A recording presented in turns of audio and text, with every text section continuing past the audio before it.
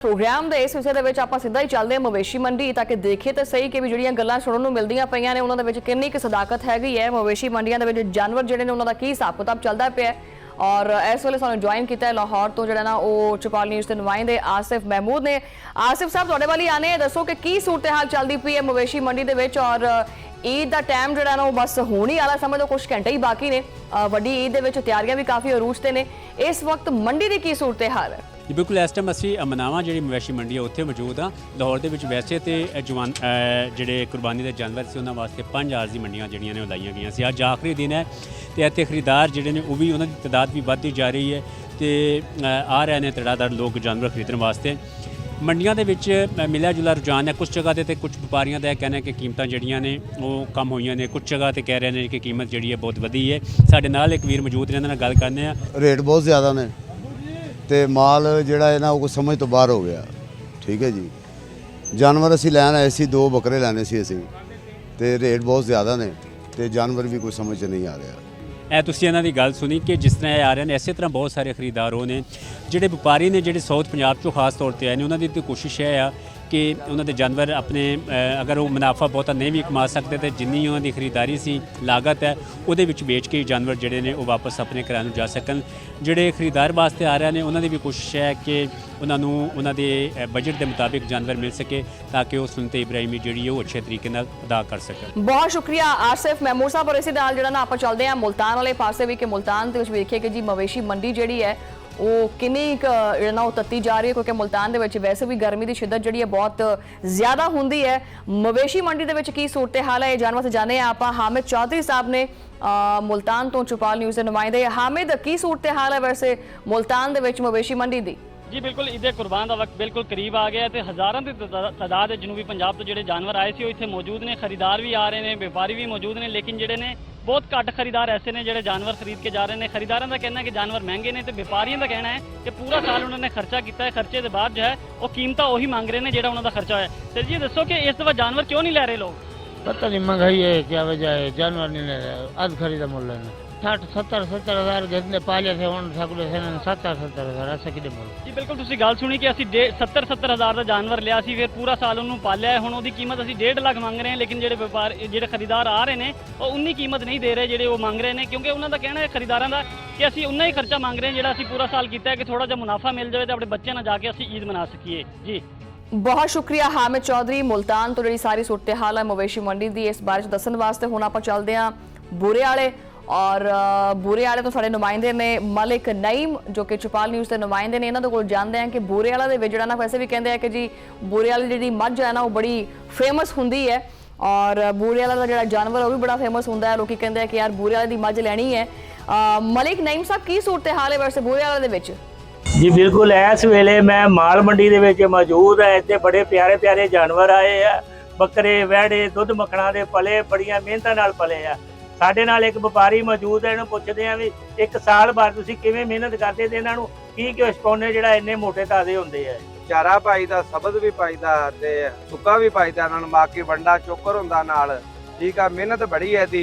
ਇਹ 2.5 ਸਾਲ ਦੇ ਵਿੱਚ ਤਿਆਰ ਹੁੰਦਾ ਜੀ, 2.5 ਸਾਲ ਵਿੱਚ ਜਾ ਕੇ ਦੋਂਦਾ ਹੁੰਦਾ। ਠੀਕ ਆ ਨਾ, ਬਾਕੀ ਇਹਦੇ ਤੇ ਮਿਹਨਤ ਬੜੀ ਆ ਤੇ ਮੁੱਲ ਠੀਕ ਆ ਮਾਸ਼ਾਅੱਲਾ, ਵਿਕੀ ਠੀਕ ਜਾਂਦਾ। ਬਾਕੀ ਗਾਹਕ ਇਹ ਕਹਿੰਦਾ ਸਸਤਾ ਮਿਲ ਜਵੇ, ਸਸਤਾ ਇਸ ਤੋਂ ਨਹੀਂ ਮਿਲਦਾ ਕਿਉਂਕਿ ਇਹਨਾਂ ਦੇ ਖਰਚੇ ਬਹੁਤ ਆ।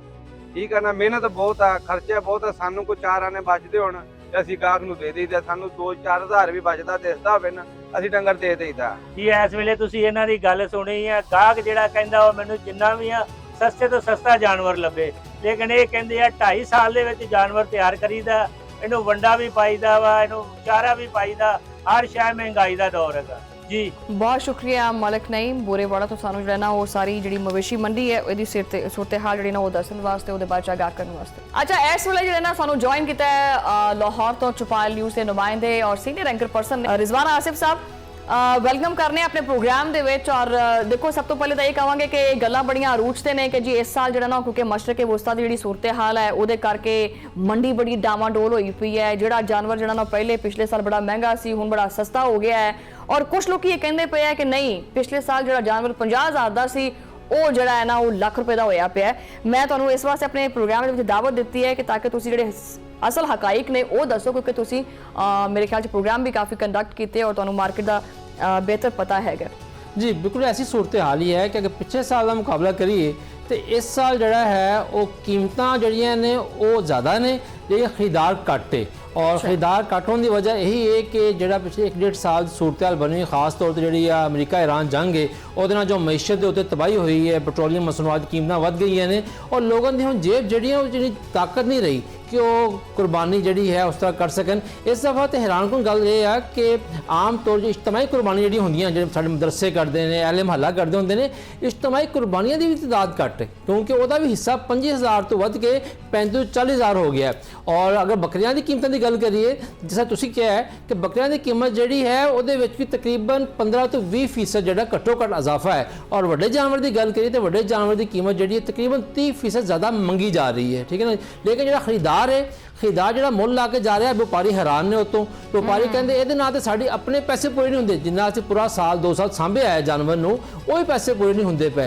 जो व्यापारी ने गल करी दी कि गल है कि माल भी घट नज़र आता पाया है तो उन्होंने कहना है कि खरीदार भी घट है तो माल भी घट है। माल घट होने की वजह यह है कि जो पिछले साल पंजाब हड़ आया सीगा उसकी वजह तो साउथ पंजाब के जोड़े बहुत सारे अजला ने वो जोड़े मवेशी है ने वो सराज बह गए सन मर गए सन इस वजह तो माल भी घट है और व्यापारी ज़्यादा परेशान ने। और जिस तरह हर साल व्यापारियों की तोखा होंगी है कि आखिरी 2 दिन की मंडी जी है उत्ते चले जाएगी असी पैसा सारा समेट लाँगे। ऐतकी सूरत हाल नहीं है, ऐतकी लोगों की जेब जी है वो इन्नी गुंजाइश नहीं है। अगर तुसी अपने इर्द गिर्द वेखो महल्ले दे सज्जे खब्बे भी तो तुहानूं जानवर घट नज़र आएगा, जानवर घट नज़र आएगा। वैसे आसिफ साहब ये भी एक चीज़ है कि जो एक जुमला इस्तेमाल किया जाता है कि जानवर 2 दिन पहले लै लो, नहीं चांद रात लैना है, अज मंडी टुट गई है, अज मंडी चढ़ गई है, ये मंडी चढ़ गई है टुट गई है तो ये फर्क वाजे करियो ਇਹਦਾ ਕੀ ਇਹਦਾ ਤਾਲਮੇਲ ਹੁੰਦਾ ਹੈ ਮੰਡੀ ਦੇ ਵਧਣ ਦਾ ਔਰ ਚੜਨ ਦਾ। असल च ਹੁੰਦਾ ਇਹ ਆ ਕਿ ਜਿਹੜੇ ਵਪਾਰੀ ਆਂਦੇ ਜਾਨਵਰ ਲੈ ਕੇ ਨਾ ਉਹ ਆਮ ਤੌਰ ਤੇ 6 ਤੋਂ 7 ਦਿਨ ਪਹਿਲੇ ਆ ਕੇ ਡੇਰੇ ਲਾ ਲੈਂਦੇ ਵੱਡੀ ਮੰਡੀਆਂ ਦੇ ਵਿੱਚ ਔਰ ਉਹਨਾਂ ਦੀ ਕੋਸ਼ਿਸ਼ ਇਹ ਹੁੰਦੀ ਹੈ ਕਿ ਆਖਰ ਤੱਕ ਜਿਹੜਾ ਮੁੱਲ ਮੰਗਦੇ ਪਏ ਨੇ ਨਾ ਉਹ ਤੇ ਖਲੋਤੇ ਰਹਿਣ ਜ਼ਰਾ ਮਜ਼ਬੂਤੀ ਦੇ ਨਾਲ ਕਿਉਂਕਿ ਉਹਨਾਂ ਦੀ ਹੁੰਦੀ ਹੈ ਕਿ ਸਾਨੂੰ ਜ਼ਿਆਦਾ ਪੈਸੇ ਚਾਲ ਲੱਭ ਜਾਣਗੇ। ਹੁਣ ਜਿਹੜਾ ਖਰੀਦਾਰ ਹੈ खरीदार की कोशिश होती है कि उस वे मंडी च वड़े जो मंडी के जड़ा ना आखिरी दिन होवे चांद रात होवे या बहुत सारे लोग तो इदों दूसरे दिन भी जड़ा है वो जानवर लैन की कोशिश करते हैं क्योंकि जो व्यापारी माल लैके आए होंगे ने वड्डा या छोटा माल जड़ा होंदा है उन्होंने वास्ते मुश्किल होंगी है कि माल नूं बचा के वापस लैके जाना उन्हें ही किराया पैंदा है रहन का खर्चा भी है। फिर तुहानूं पता साडे इत्थे मंडियां दे विच जड़ा है ऐतकी बहुत सारी शिकायत सामने आ रही ने कि जिहड़ी हुकूमत की मुकर्ररा फीस है उस तो 3 गुना 4 गुना पैसे लै जा रहे हैं। उस तो इलावा बेफजूल पर्चियां ली जा रही हैं। कितनी फीस है वैसे देखा देखो जो वड्डा जानवर की फीस है लाहौर की गल करिए शाहपुर मंडी के गवर्नमेंट ने फिक्स की है वड्डे जानवर की फीस जी 300 रुपये है। वह मुराद यह है कि जोड़ा बंदा जोड़ा है वह मंडी चो लैके जानवर बाहर निकलेगा वो को फीस ली जाएगी। वड्डे जानवर की 300 है, बकरे दुंबे की 100 रुपये है। लेकिन ऐतकी हुकूमत ने बकरे दुंबे की फीस जी है वो वसूली बंद की हुई है। जो जानवर मंडी तो बाहर लैके जाएंगे जो खरीदार है जी खरीदार जड़ा है ਜਿਹੜਾ ਖਰੀਦਾਰ ਹੈ ਉਹਨੂੰ 500 ਰੁਪਏ ਠੁਕਣਾ ਜੀ ਉਹਨੂੰ ਹੀ ਪੈਣਾ ਹੈ। ਔਰ ਜਿਹੜਾ ਵਪਾਰੀ ਮਾਲ ਲੈ ਕੇ ਮੰਡੀ ਦਾਖਲ ਹੋਏਗਾ ਵੱਡੀ ਗੱਡੀ 'ਚ ਉਹਦੇ ਵੀ ਗਿਣਤੀ ਕਰਕੇ ਉਸ ਹਿਸਾਬ ਨਾਲ ਪਰਚੀ ਹੋਏਗੀ ਔਰ ਪਰਚੀ ਜਿਹੜੀ ਹੈ ਸਰਕਾਰੀ ਰੇਟ ਤੇ ਨਹੀਂ ਹੁੰਦੀ ਉਹ ਹਮੇਸ਼ਾ ਜ਼ਿਆਦਾ ਹੁੰਦੀ ਹੈ ਕਿਉਂਕਿ ਸਾਡੀ ਬਦਕਿਸਮਤੀ ਹੈ ਕਿ ਲਾਹੌਰ ਦੀ ਮੰਡੀਆਂ ਦਾ ਠੇਕਾ ਹਮੇਸ਼ਾ ਜਿਹੜਾ ਹੈ ਉਹ ਬਾ ਅਸਲ ਲੋਕਾਂ ਦੇ ਕੋਲ ਹੁੰਦਾ ਹੈ ਜਿੱਥੇ ਕਿ ਅਸਿਸਟੈਂਟ ਕਮਿਸ਼ਨਰ ਡਿਪਟੀ ਕਮਿਸ਼ਨਰ ਪੀਰਾ ਫੋਰਸ ਸਾਰੇ ਜਿਹੜੇ ਹੈ ਨੇ ਉਹ ਮਫਲੂਜ ਹੁੰਦੇ ਨੇ। ਔਰ ਮਜ਼ੇ ਦੀ ਗੱਲ ਇਹ ਆ ਐਤਕੀ ਲਾਹੌਰ ਦੀ ਗੱਲ ਕਰੀਏ ਤਾਂ ਲਾਹੌਰ ਦੇ 5 ਮੰਡੀਆਂ ਲਾਈਆਂ ਗਈਆਂ ਮਵੇਸ਼ੀ ਮੰਡੀਆਂ हुकूमत ने। लेकिन तुसीं शाम को 6 बजे तो बाहर निकल जाओ तो हर सड़क से एक छोटी मिनी मंडी नज़र आएगी और नाल पीरा फोर्स की गड्डी भी खड़ी होएगी। लेकिन पीरा फोर्स की गड्डी उस मंडी को हटाने वास्ते नहीं होंगी वो अपनी जेब गर्म करने वास्ते होंगी है। लिहाजा सिस्टम जोड़ा है ना कुर्बानी का इस मजहबी रसूम तो है ने लेकिन बदकिस्मती का साढ़े सरकारी महकमे ने सरकारी इदारे पीरा फोर्स है मतलब वो काहदे वास्ते खड़ी है उत्थे की करदी है उत्थे वैसे तो काम ड्यूटी की है ओदी पीरा फोर्स देखो हुकूमत का एक जड़ा कानून मंजूर है जो ऐलान है उसके तहत ਜਿਹੜੇ ਕੁਰਬਾਨੀ ਦੇ ਜਾਨਵਰ ਨੇ ਉਹ ਸਿਰਫ ਮਨਜ਼ੂਰ ਸ਼ੁਦਾ ਮੰਡੀਆਂ ਦੇ ਅੰਦਰ ਵਿਕ ਸਕਦੇ ਨੇ ਨਾ ਸੜਕ ਤੇ ਵਿਕ ਸਕਦੇ ਨੇ ਨਾ ਗਲੀ ਮੁਹੱਲੇ 'ਚ ਵਿਕ ਸਕਦੇ ਨੇ। ਹੁਣ ਲੋਕਾਂ ਦੀ ਕੋਸ਼ਿਸ਼ ਹੁੰਦੀ ਖਾਸ ਤੌਰ ਜਿਹਨੂੰ ਅਸੀਂ ਕਹਿੰਦੇ ਨਾ ਫੜੀ ਦੀ ਕੋਸ਼ਿਸ਼ ਹੁੰਦੀ ਹੈ ਕਿ ਮੰਡੀ ਜਾ ਕੇ 2-4 ਬੱਕਰੇ ਜਾਂ ਦੁੰਬੇ ਲੈ ਕੇ ਤੇ ਗਲੀ ਮੁਹੱਲੇ 'ਚ ਆ ਜਾਂਦਾ ਉਹਨੂੰ ਖਿਆਲ ਹੁੰਦਾ ਚਲੋ ਮੈਨੂੰ 15-20 ਹਜ਼ਾਰ ਰੁਪਏ ਜ਼ਿਆਦਾ ਲੱਭ ਜਾਏਗਾ ਮੈਂ ਵੇਚਾਂਗਾ ਉੱਥੇ।